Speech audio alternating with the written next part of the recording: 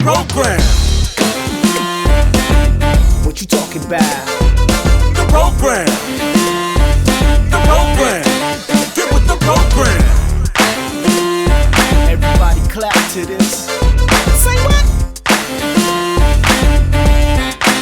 Get with the program. It starts now.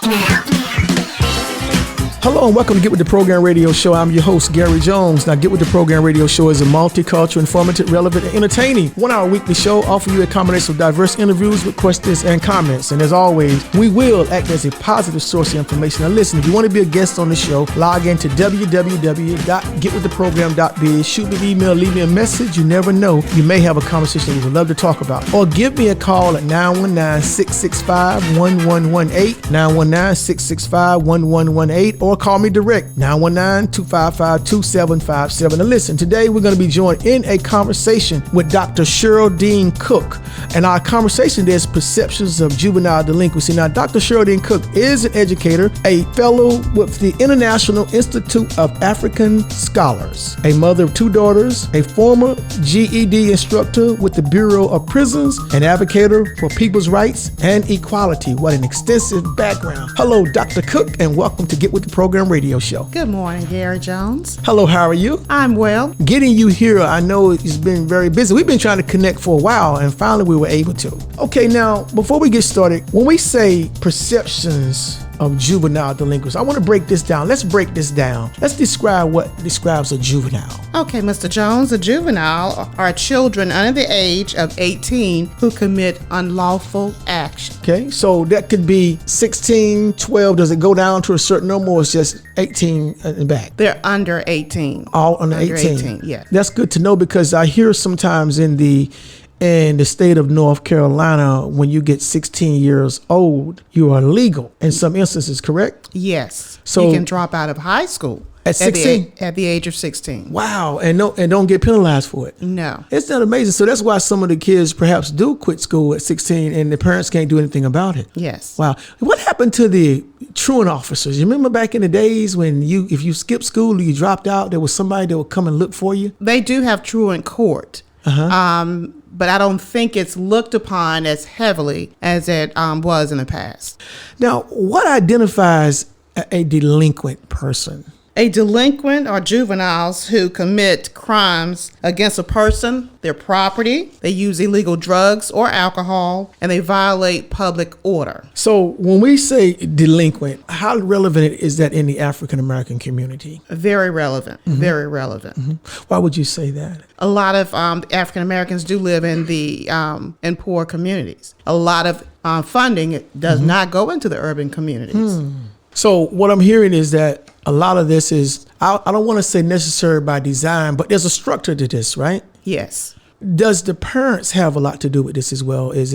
Sometimes a lot of this going because both of the parents are not there? Because I know there's a lot of single mothers who are raising their children. Does that have a lot of effect on it? It does.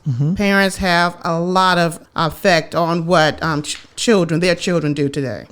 In reference to being raised years ago, has it changed a lot? Do you think parents are like they used to be when you and I came up? Because, back in the neighborhood when we came up, if you did something in the community or in the neighborhood, your neighbors next door will whoop you or spank you or tell your mother on you. But now some of these kids now, the parents are afraid to hit them because they would get charged. In the past, it took a village to raise children. It is looked upon a lot differently now. Some parents still have that theory, it takes a village, but a lot of parents do not.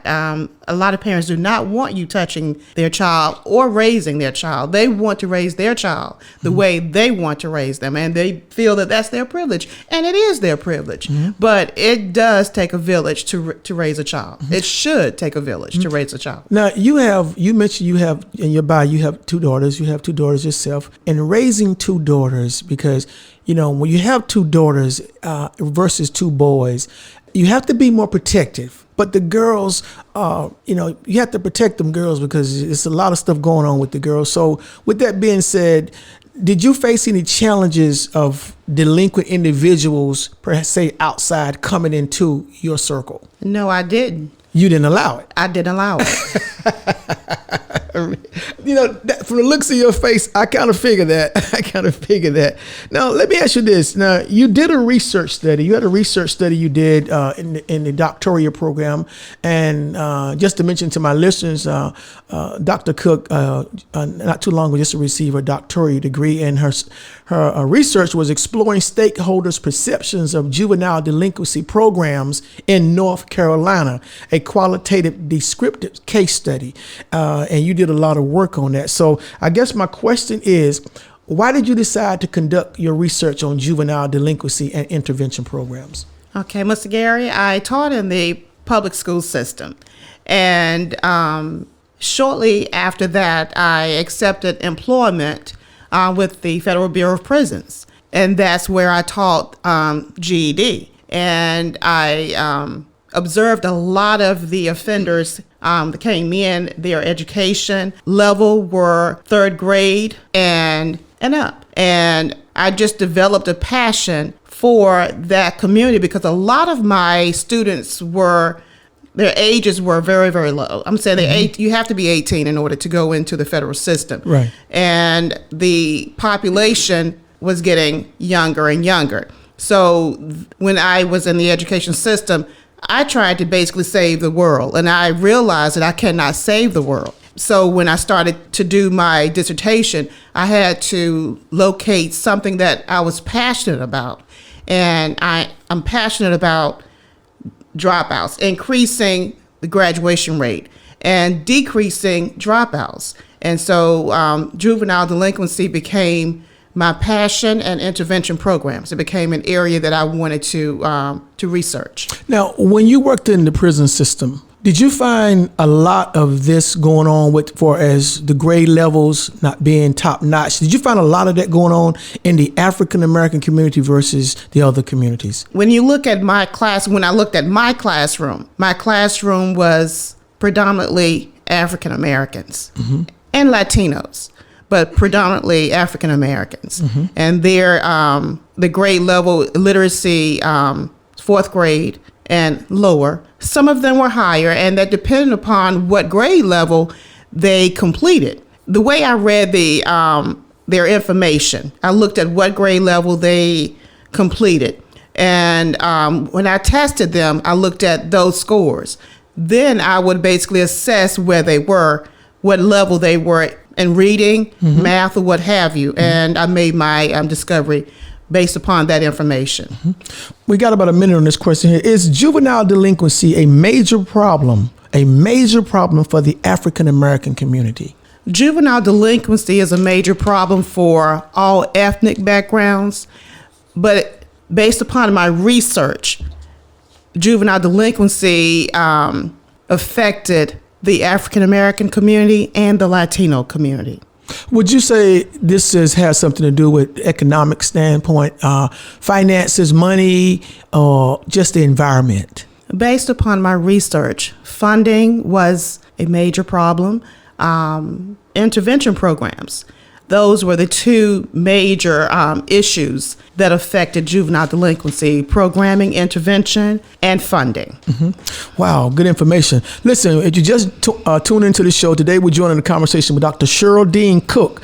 Now, Dr. Cook is an educator, a fellow with the International Institute of African American Scholars, a mother of two daughters, a former GED instructor at the Bureau of Prisons, and advocated for people's rights and equality. Listen, what we're going to do, we're going to take a break, and we come back, we're going to have more conversation with Dr. CHERYLDENE Cook on perceptions of juvenile delinquency. Listen, don't touch that dial. We'll be right back after this.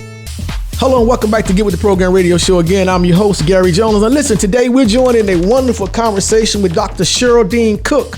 Now, Dr. Cook is an educator, a fellow with the International Institute of African American Scholars, a mother of two daughters, a former GED instructor with the Bureau of Prisons, and an advocate for people's rights and equality. And today our topic is the perceptions of juvenile delinquency. Hello, Dr. Cook, and welcome back to the program. Hello, Gary. All right, thank you so much. We talked about a lot of good stuff here before we took the break, and what I want to ask you now, you mentioned something about funding and some of the problems that had actually leads to juvenile delinquency in the African American community. And you did mention funding and you mentioned programs.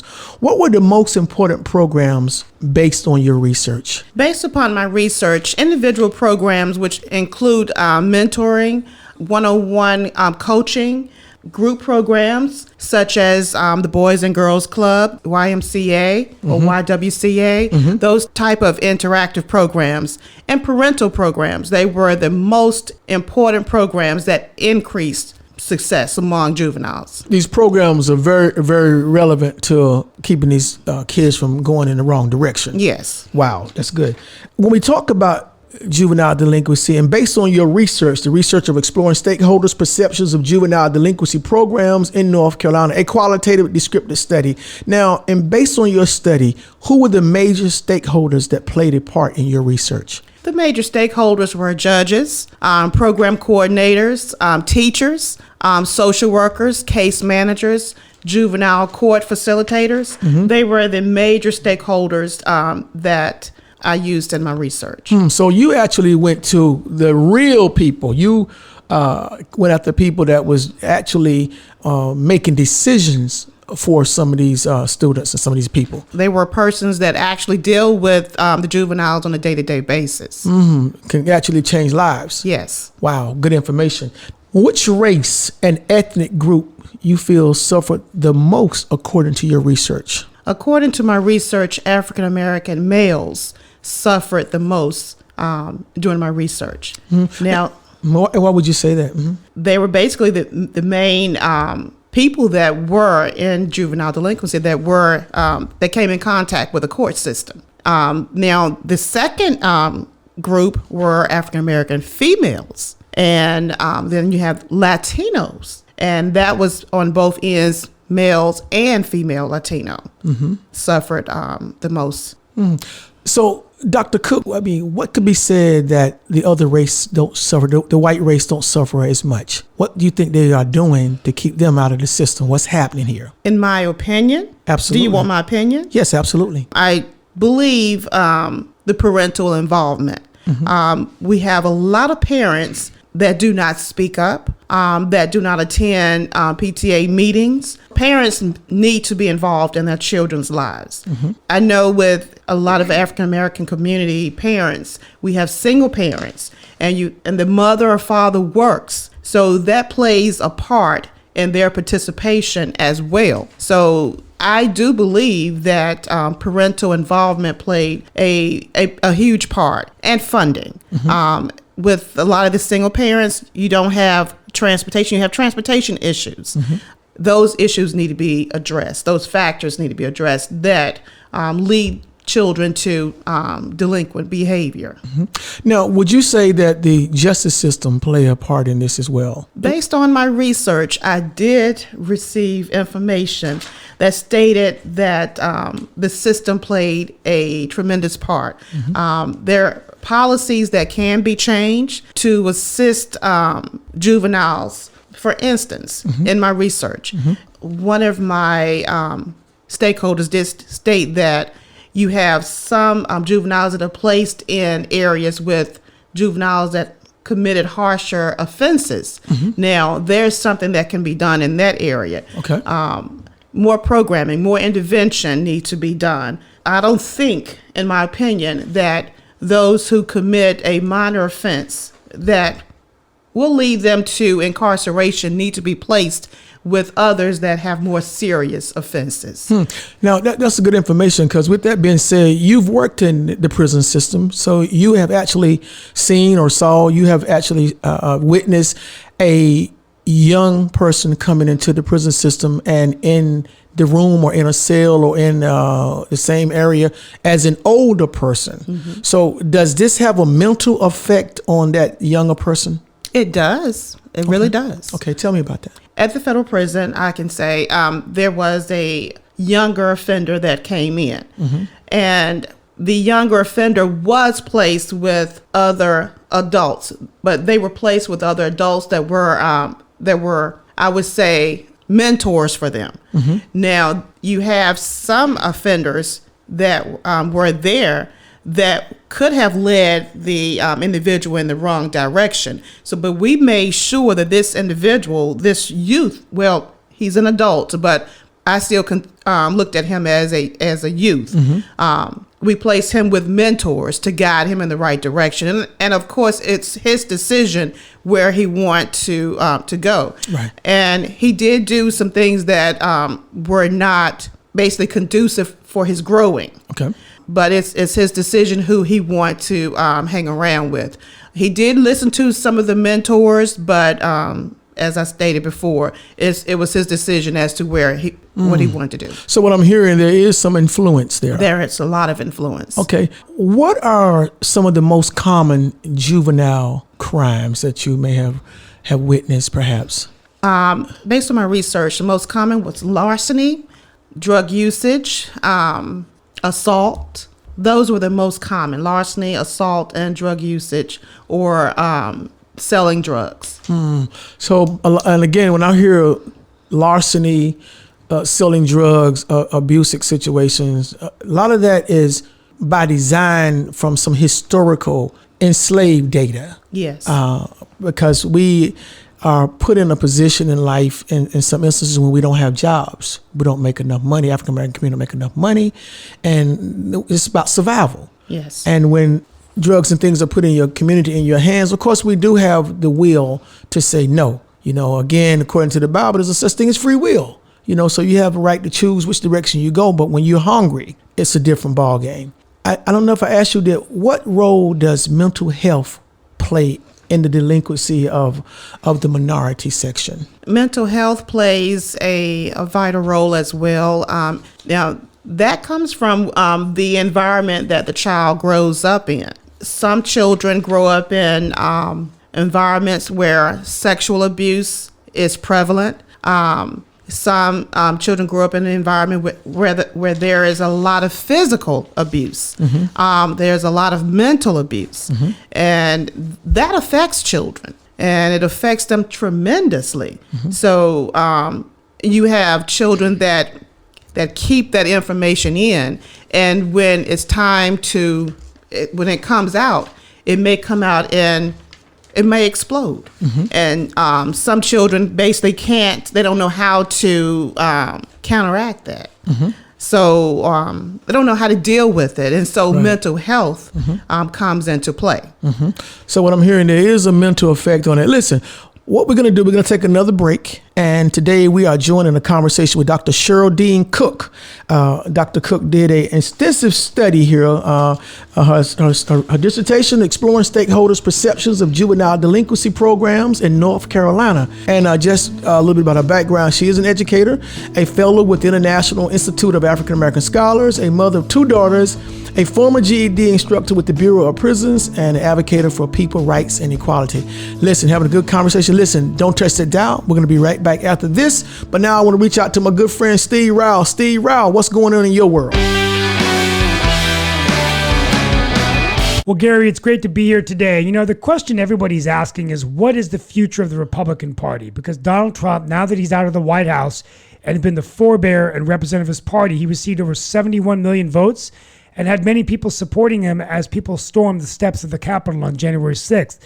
What I say, Gary, is the future of the party is going to be determined in the next year, 2022, when it's rumored that his daughter-in-law, Laura Trump, will be running for the U.S. Senate in North Carolina, and his own daughter, Ivanka Trump, rumored to possibly run against Marco Rubio, the senator from Florida.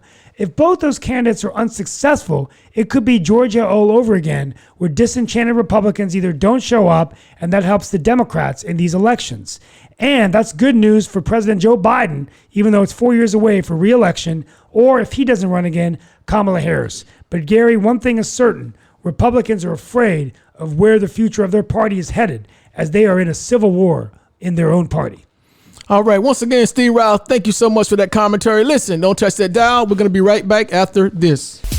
Hello and welcome back to Get With The Program Radio Show. Again, I'm your host, Gary Jones. And listen, today we're joining a conversation with Dr. CHERYLDENE Cook. Now, Dr. Cook is an educator, a fellow with the International Institute of African American Scholars, a mother of 2 daughters, a former GED instructor with the Bureau of Prisons, an advocate for people rights and equality. And today our conversation is Perceptions of Juvenile Delinquency. We're having a wonderful conversation. We're sharing a lot of knowledge, and I definitely commend her. Matter of fact, her dissertation, exploring stakeholders' perceptions of juvenile delinquency programs in North Carolina. Wonderful research study. Hello, Dr. Cook, and welcome back to the show. Hello, Gary. All right. Now, I want to ask you this question. And when it comes to intervention programs, what are some of the benefits of early intervention programs? Well, early intervention programs identifies the needs of at-risk youth and addresses those needs. They provide resources. They provide avenues in order to get to those resources. So those programs are very relevant. Very. Now, I want to ask you something. This may be off topic here, but how do you identify? What are some of the factors that you can identify that a child is going into a bad path?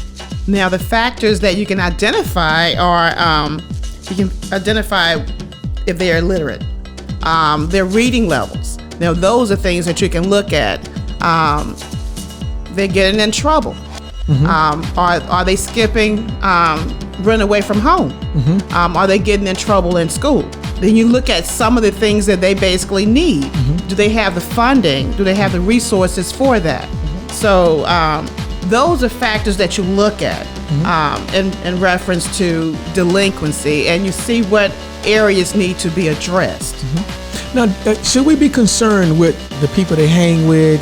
Should we pay attention to all that? Because sometimes, you can have a good child and you raise your child right, but then all of a sudden, one day your child brings home a friend, and you as a mother or a grown adult individual, you can identify that. Does that help to pay attention to who they hang around with? Of course. You have to be careful who your child hangs around with.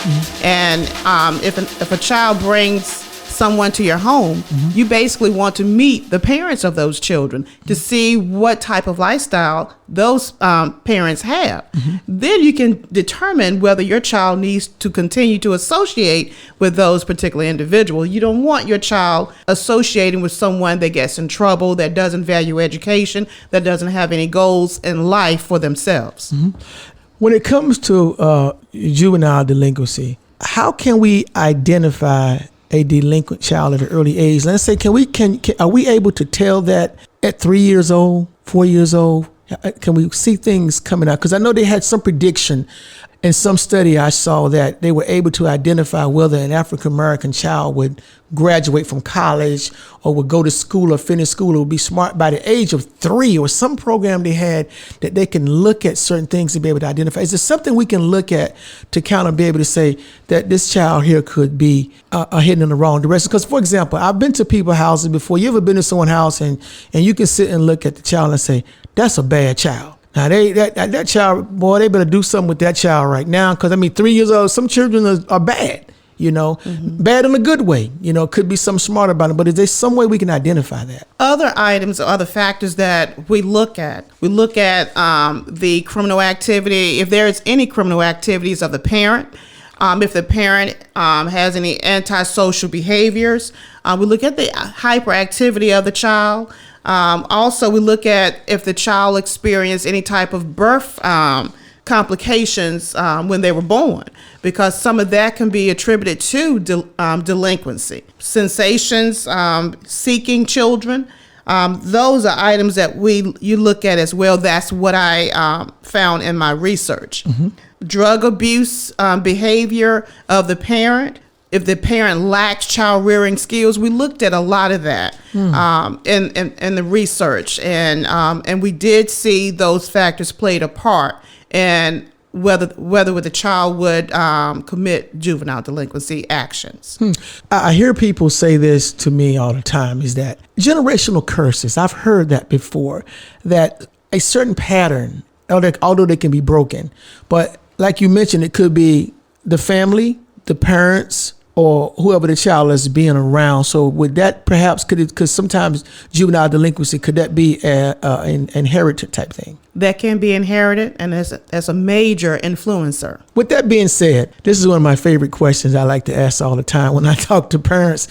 Should kids get spankings like back in the day? Because now you can't hit your kid. You know, you hit your kid now. You know, when I came up, man, phew, I got spanked. No, you know what? I'm gonna rephrase that. I didn't get spankings. I got beatings. There's a difference between a spanking and a beating. A spanking, you get laid over across the lap, spank you on. But beatings, you know. My question is, should kids get spankings or whippings like back in the day? Based upon my research, punitive punishment was not, was not an area that we should engage in. In my opinion, I disciplined my children. Whether I was punitive or not, I don't think that played a real part for me. I do believe in strict discipline, but my research said that punitive discipline was not advantageous for children. Mm-hmm. Now, do you think it's important that the father be in the lives of, actually, both parents should be a part of the children's lives? Absolutely. Mm-hmm.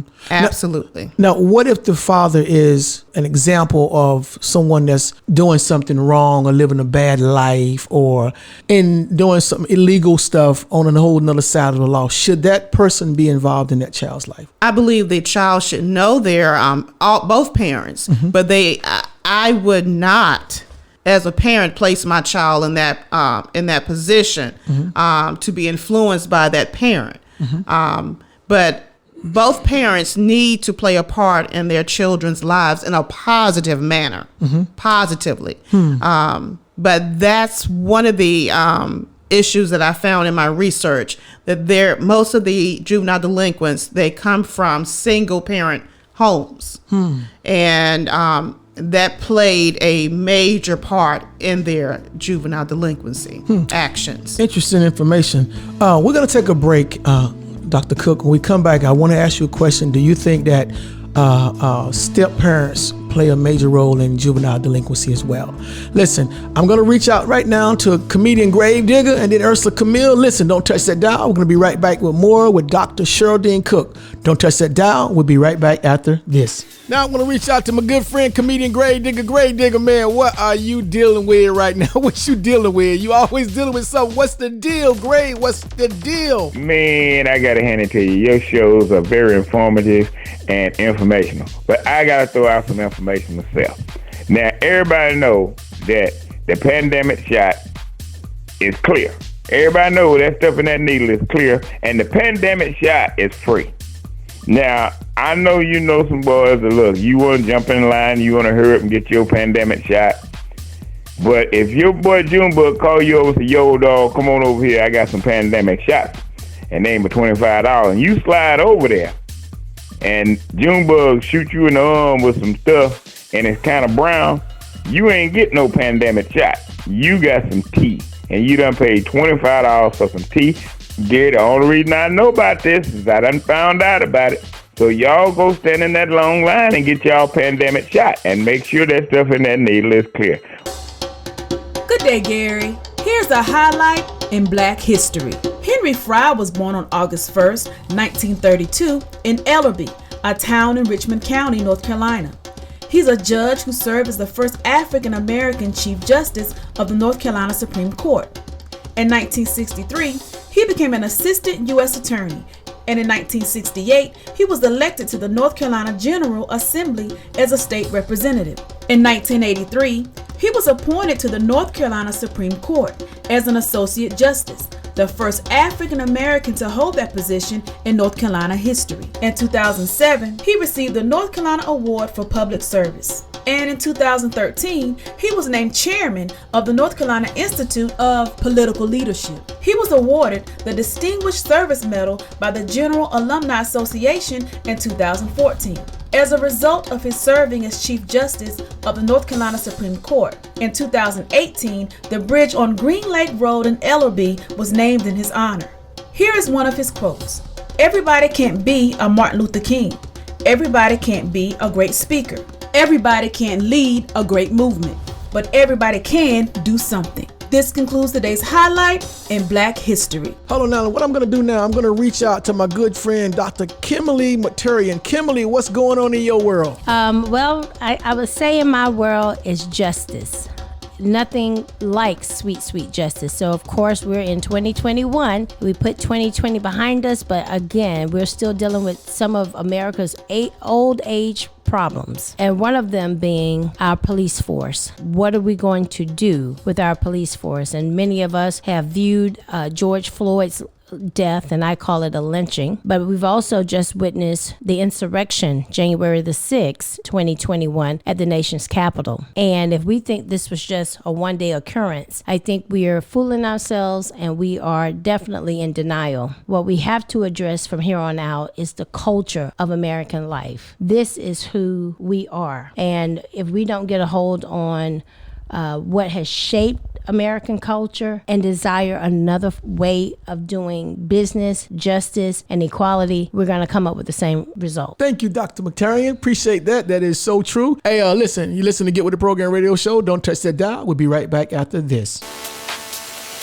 Hello and welcome back to Get With The Program radio show. Again, I'm your host. Today we're joined in conversation with Dr. CHERYLDENE Cook. Now, before we took the break, I did mention that I wanted to ask you, do you think that step parents that are in someone's life, like a stepdad or stepmother is in someone's life, who are not their real mother or father, do you think that has an effect on juvenile delinquency? Yes, it does, Gary. I read up on several celebrities that their parents married someone else, and that became their step parent. And that step parent was a positive role model for that for those particular children. They are adults now, and that played a major role in how they are now. They're singers. Some of them are basketball players. So step parenting can play both parts. It can play as an advantage to young children, or it can be a disadvantage. It plays a major role either way. Wow. So what I'm hearing, a lot of this in most cases fall back a lot on the mothers. Yes. I mean, because, moms is moms, but then what happens if you have a father that's raising the child and then a stepmother comes in? So you're right. It could go either way. So sometimes I guess stepfathers or stepmothers situation can go positive or negative. Yes. It just depends on how the situation goes down. Now, listen, in 2012, for every 100,000 juveniles, the peak age for offending falls somewhere between 15 and 19 years of age. That's where that peak age is for those juvenile delinquents, because you didn't mention that. You said that was a number. Why do you think that number is a problem? Between the ages of 15 and 19, you have youth that are involved in a lot of different events. Those particular ages are where they commit a lot of different crimes. Their peers have a lot of influence on them. And so when I was that age, peer pressure was on the rise. And so you have the potential, or you're influenced by many different things among the peers that you are around. Peer pressure plays a big part in what you do as a child between the age of 15 and 18, or maybe 19. You can be influenced to do many different things that you don't want to do around the people that you're with. And basically you want to fit in. So that peer pressure and wanting to be a part of something, or be a part of someone. You want to basically you don't want to be alone. You want to feel a part of something. And that's the biggest thing. And earlier we were talking about the prison system. You have individuals in the prison system, that peer pressure from the other offenders. You want to be a part. You don't want to basically be out there by yourself. And so you fall into that trap of, am I going to do this, which may be the wrong thing, or am I going to do what's right? That pressure, that peer pressure plays a major part. Now, with that being said, today we're really targeting a lot on her research, but now we're going to bring her back on the show again because she has extensive experience and background in the prison systems where she worked for several years. And I'm going to bring her back on the show, and we're going to share extensive knowledge of what goes on in there during her experience, what are the things she saw in reference to racism, how people were treated, her experience as an employee. So we're going to share that knowledge in a future show within about 30, 40 days from now. We're going to bring that show back because she has some really good information. Now, Dr. Cook, do you think juvenile delinquent programs, are they in need of repair? Yes, indeed. Okay. The juvenile programs are in need of a lot of repair based upon the crimes that the juveniles do. Now, some of the crimes can be some of the juveniles, some of the youth, they can be turned into a positive direction. Programs are important for juveniles. We have to address the needs of youth. In order to address those needs, that's the only way our economy will flourish, because it costs a lot to house a juvenile. It costs at least $50,000 per year to house a juvenile in a detention center, as opposed to $25,000 to $30,000 for an adult. It costs more. It doubles the amount to house a juvenile in detention. So what I'm hearing, just like the prison system, juvenile delinquency and putting them, incarcerating them, this is a business. This comes down to a business. So with this being a business, this also could be partially by design as well. Of course. For some races. Yes. Risk factors of juvenile delinquency. What are some of the risk factors that we have with that? The risk factors for juvenile delinquency, the juvenile can continue or may continue to become an adult criminal. So I truly believe there should be programs there to basically counteract that. But basically what we're trying to do is trying to keep that from occurring. If a juvenile is committing actions delinquent actions now, we want to basically be able to address those factors that cause that particular delinquent action, and we want to keep them from further incarceration in adulthood. Now, what are the four main types of juvenile delinquency? Okay, the four types of juvenile delinquency are individual, group-supported delinquency, organized delinquency, and situational delinquency. Now, how do you break those down? Okay, individual delinquency is one person doing the crime. They just basically wanted to do the crime. Now, group-supported delinquency is association, and I could say like a gang. The group basically determines what type of actions you're going to do. If you're associating with people that are engaging in criminal behavior, you basically may be influenced to do the same thing because this is the group that you're hanging around with. Now, the organized delinquent program, these are programs that have set values and norms. This is what you do. This is what we do. And if you want to be a part of this organization, you are going to do the things that we do. So, but the situational is based upon the area that you're in, your community. Activities are committed because of where you are in your community, your home environment. That's the situational delinquency. Now, in reference to police accountability and profiling, does that have a strong effect on what these kids are being charged with? How does that police accountability and profiling play into that delinquency programs? The police have a job to basically arrest those who commit those crimes. And once they're brought in, they are placed in peer court and they're given social workers and case managers. And so the police have to do their job. And once they're brought in, they're immediately assessed. And from there, they're either, based upon their crime, they're either placed in program, which is mandated by the court, or they're placed in detention. And the parents are held accountable for making sure that their child complete that program. Now, if the child does not complete that program, they may give them another opportunity to complete their program. If they don't complete it the second time, they will be placed in detention. I got you. So, but the police, they do their job, but the thing is, it's a way that you act when you arrest any child that determines the outcome from that child during that particular time. Now, we have to treat every child like they're our child. That's how I believe. Now, the research did not touch upon that, but we do need to treat every child when we arrest children or youth like they are your child. If you don't want your child to basically be tuggled or treated in a manner that's like an animal, you don't need to treat anyone else's child that way as well. When you arrest a child, arrest them and basically take them where they need to go so they can get the treatment that they need in order to increase success in that particular child. How important are the reentry programs? The reentry programs are very important because the reentry programs assess all the factors that is missing out of a youth life. They address those factors. And then the thing is, you will know what is needed to be addressed and what resources needed to be provide to that child. So those programs are important. Dr. CHERYLDENE Cook, I want to thank you today for being here with me on Get With The Program radio show. Wonderful information pertaining to perceptions of juvenile delinquency, because that is a problem. Juvenile delinquency is a problem, and it's going on constantly.